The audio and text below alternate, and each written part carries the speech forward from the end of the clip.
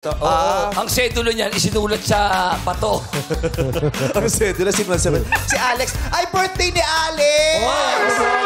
Kailan birthday mo, Alex? Tapos kung nagsusulisit ka nga to sa messenger. Oh. Ang problema kasi pag tinanong mo, yun yung PIN code ng ATM ko. Talaga ba? 1007. Sana kasi hindi mo sinabi yun ang PIN code. 1007-1972. Oh, okay, nung may laman pa ba ATM Wala, mo? kaya okay. Wala na naman kasi nag-produce siya ng show. Birthday, tama, birthday. Kailan concert mo? Yung concert yung October, invitation. salamat at kasangga ko. Oh, hindi na kita bibigyan ng solicitation na pinapromote na kita dito. October 4 and October 5. Hindi, totoo talaga yun eh. October 4, October 5 po sa Maybank Theater BGC. October 11, Music Museum, Green Hills. October 12, Insta Live, Tanghalang Haribon, Alabang. Ticketworld.com.ph po. Social ng mga venue. Yes, yes. Oh, kala mo talaga ba nakasapatos yung ano niya, audience niya? May kasi nga ayaw mo pumunta sa Vice. Ayaw mo pumunta sa Paano mo maningil eh? Ikaw ang unang-unang tinawagan doon, malabal maningil. Paano kayo imbitahan sa Vice? Nagkamelot ka. kasi naman yung isa dyan, pinipila kami sa Camelot. Sabi, hindi ka matanggap sa Vice, sa Camelot ka muna. Ayoko na sabihin yung pangalan dahil nasa paligid na natin. Ano yung si Alex Baliti? Oo. Tapos kumuha ng 20%. May show siya, panoorin niyo po, nakakatawa po ito.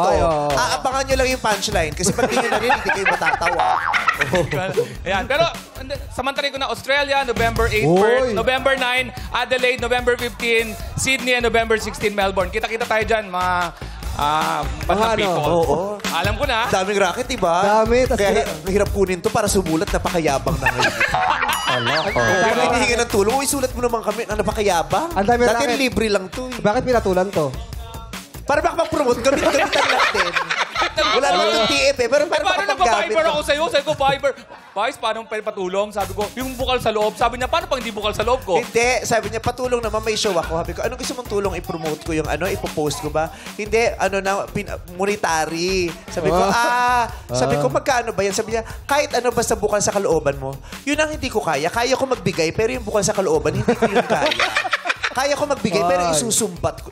Ba't nasa earbag ko?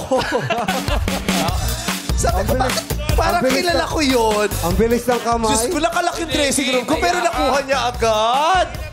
Grabe. Ikaw, anong year ka? Anong year ka nagsimula magnakaw?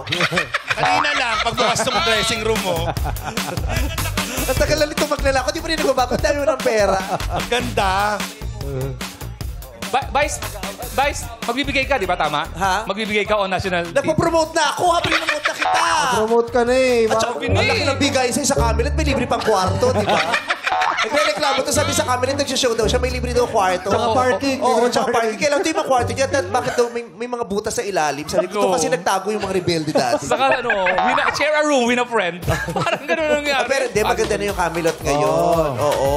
Pumunta kayo doon. Magsama lang kayo kasi ang lungkot pag mag-isa.